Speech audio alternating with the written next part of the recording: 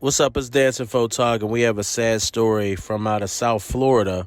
Dwayne Haskins, a young man, had so much life in front of him, has passed away from being hit by a truck on I-595 down here in South Florida.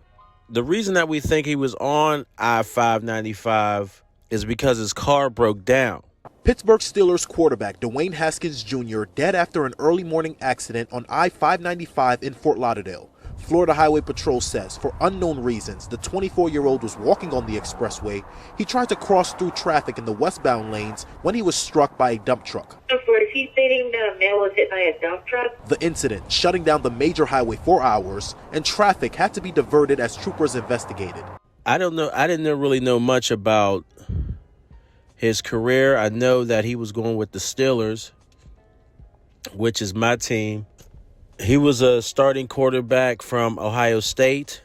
He was a great player, shattered all types of records for Ohio State.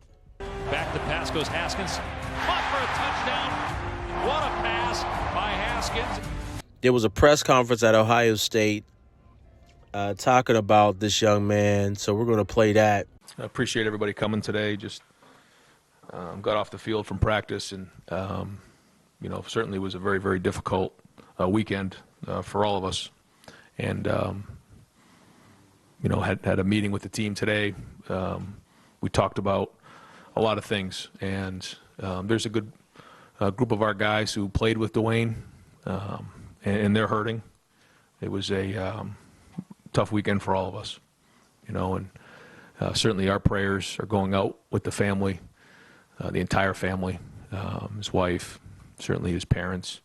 Dwayne and Tamara were awesome. His sister, Tamia, I know he and Dwayne were very, very close. He used to talk about her all the time, and certainly all his friends and teammates. And, it's hard to wrap your mind around something like this, especially when it just happened so tragically to a young person, especially somebody who had such a big heart. I think when you think about Dwayne, you just think about the compassion that he had, certainly for all of his teammates and his friends, but just, he always took time after practice to be around family members, kids. He was like a big brother to RJ. I remember he took RJ to a high school football game, and they spent a lot of time together. He meant a lot to my family, meant a lot to this program, and he's going to be sorely missed. I don't know. I think that there's a lot of people that are involved, but certainly Dwayne really kickstarted, kind of the way that we've thrown the ball and the passing game here, and the story of how he was recruited, and is quite interesting. And just the way that, he was 11 years old walking through this facility and said that this is what I'm going to do, and then did it.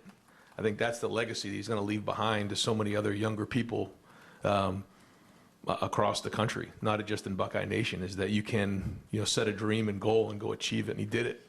And then really, broke a lot of records that year, that first year in 2018. And I think that's probably one of the biggest legacies he's going to leave behind, is just he set a dream and he chased it and he did it.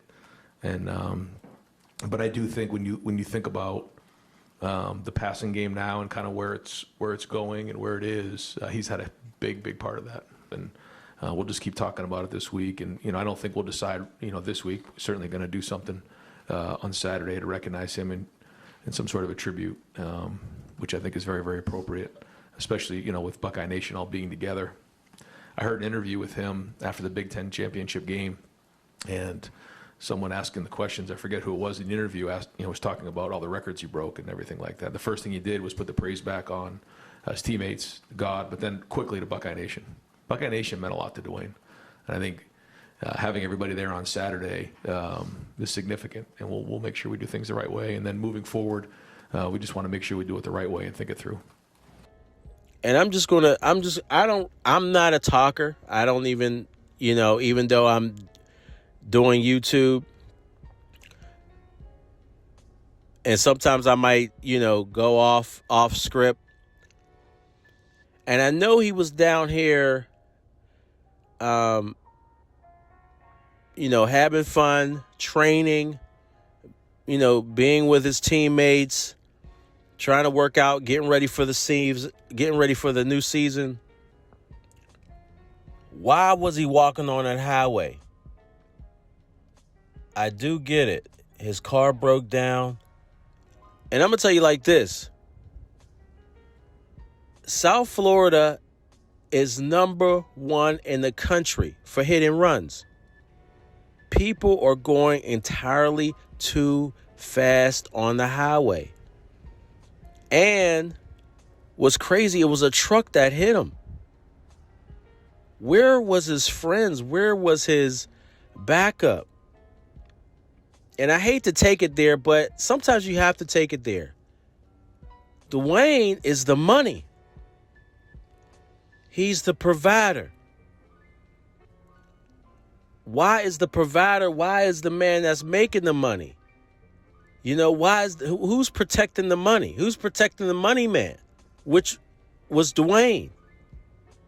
It's just, it's just terrible. You know, his career was taking off. He was a young man.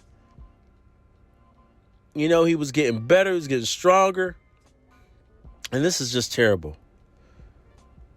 Let's go to the report.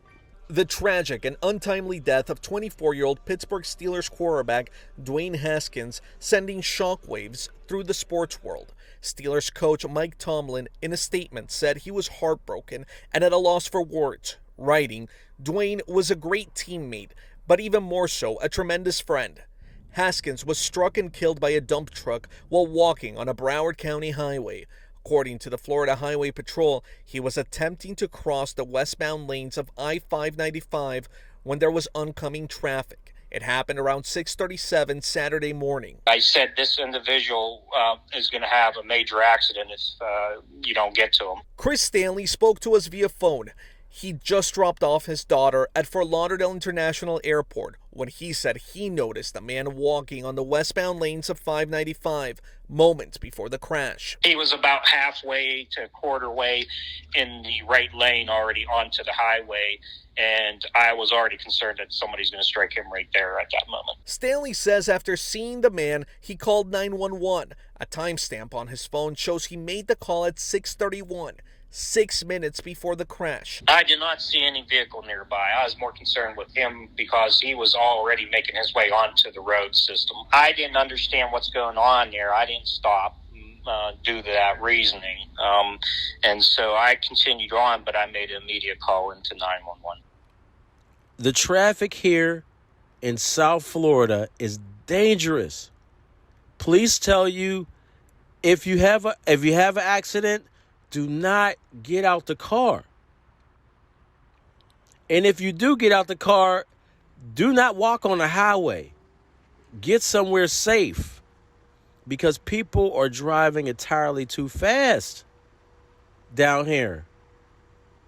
Sometimes you could be driving and all of a sudden there's a car on the other side and you didn't even know it because people are driving so fast.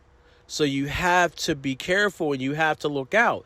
Now, walking on the highway, that's a entirely different story. Now, I don't know if he was from down here. I don't think.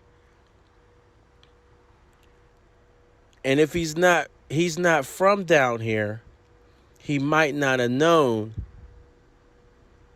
how dangerous the roads can be. The regular streets, the two-way streets are dangerous. Now we're talking about the highway down here. We're talking about where people are going speeds averaging 80 miles per hour. That's just average. But that's the way it is. And that's the way it is for a while. But the roads are dangerous, and maybe he just didn't know how dangerous the roads are. But where was his backup? Where was his friends at? Who's watching the money? You know, parents, wife. Who's making sure the man is okay? You know, nothing against anybody, but it's just that I guess we have to think about these things. This is really, really devastating. And I think it really, really hits home, that even though these guys, NFL players, are superstars, they're human beings as well. This is a very, very sad story. Our prayers go out to his family and friends. Yo, this is your boy Dan Tinfo Talk. Please like, subscribe. I'll talk to you later. Peace.